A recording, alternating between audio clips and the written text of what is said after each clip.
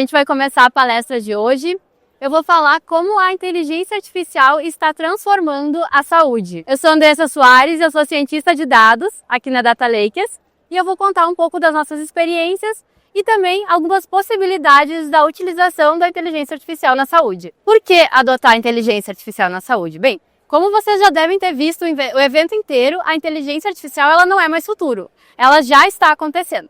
Na saúde, isso não é diferente. 62% das instituições avaliadas em um estudo já adotam a inteligência artificial para melhorar os seus serviços. Podemos pensar como que a inteligência artificial pode auxiliar o setor da saúde. E por que adotar a inteligência artificial na saúde, né? Para diminuir a sobrecarga, deixar que os médicos tenham mais tempo, gastem menos tempo com tarefas repetitivas, com descrições, anotações de prontuários e possam utilizar mais tempo para cuidar das pessoas. E com isso, mais empatia, mais tempo disponível, mais contato humano para que eles possam se dedicar a ouvir os pacientes e não precisar ficar gastando tempo com tarefas repetitivas. E, além disso, tomar decisões mais seguras. Então, a gente tem a inteligência artificial, a gente pode usar ela a nosso favor para reduzir o erro, para tornar as decisões mais seguras, utilizar a inteligência artificial para apoiar os diagnósticos. E como que ela já está sendo aplicada na saúde, né?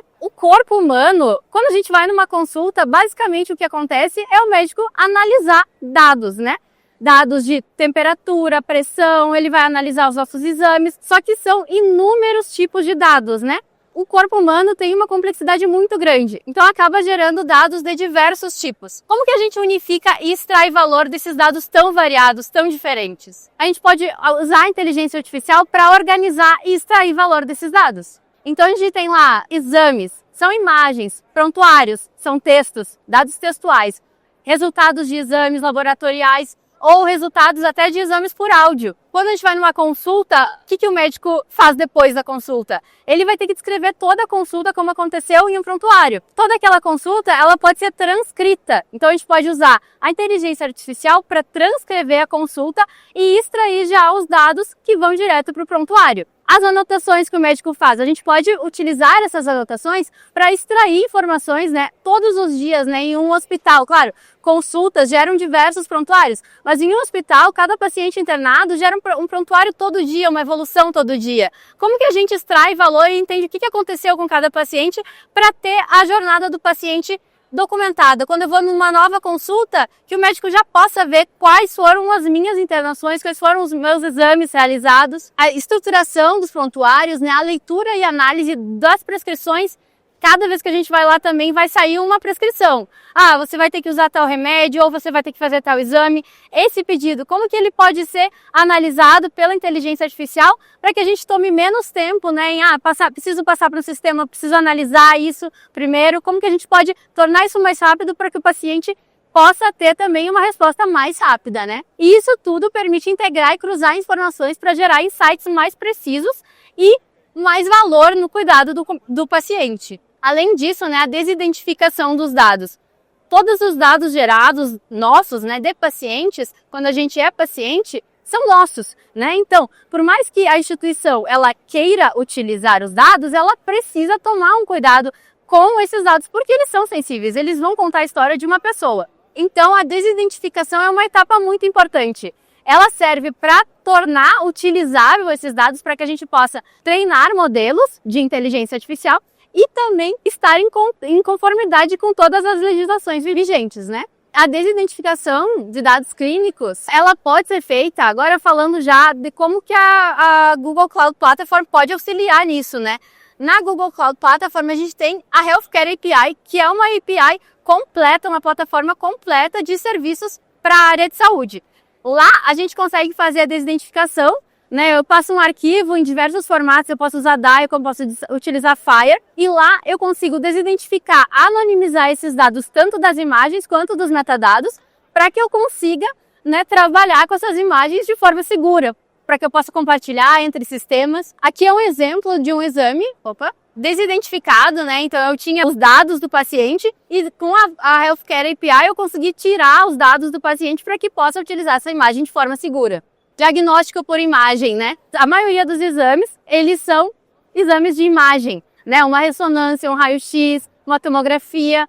como que a gente pode utilizar a inteligência artificial para auxiliar o médico a ter um diagnóstico mais preciso, né? Existem diversos modelos, né, hoje em dia, que podem auxiliar nisso, mas não serve só para detecção de doenças, serve também para triagem da emergência. Então eu posso priorizar exames na hora que ele é feito. Eu posso dizer se ele tem uma necessidade mais urgente de ser gerado um laudo e eu posso aumentar a resposta em casos críticos, né? Então se eu identifico numa tomografia que o paciente ele está com um caso muito grave, eu já passo ele na frente para que ele possa ser atendido com a urgência necessária. Na Google existem diversos modelos pré-treinados específicos para cada tipo de imagem.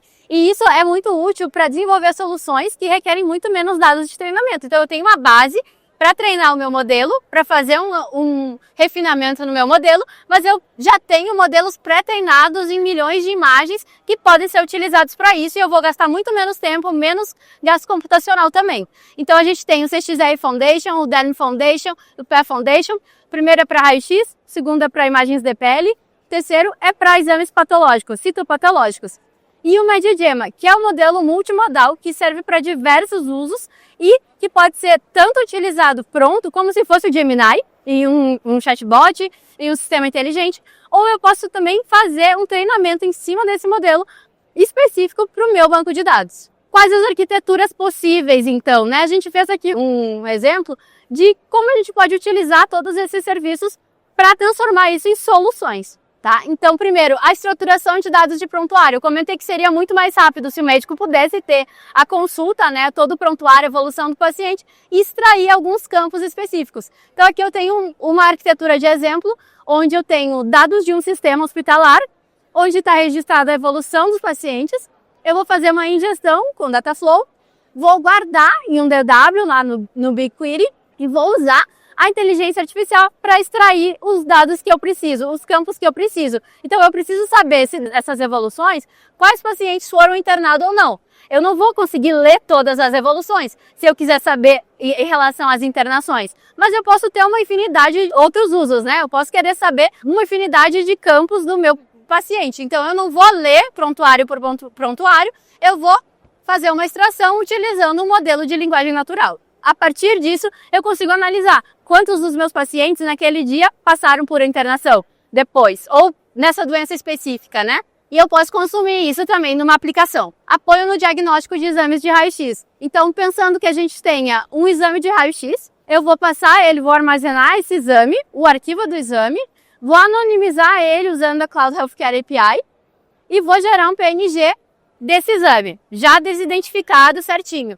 E vou usar ele no meu modelo CXR Foundation para dizer se aquele paciente ele tem uma determinada condição ou não. Após isso, eu já tenho um diagnóstico ali, eu tenho, esse paciente foi detectado que ele tem câncer de pulmão ou não, né? E aí eu posso fazer uma avaliação dessa resposta, posso passar para o médico validar isso, né?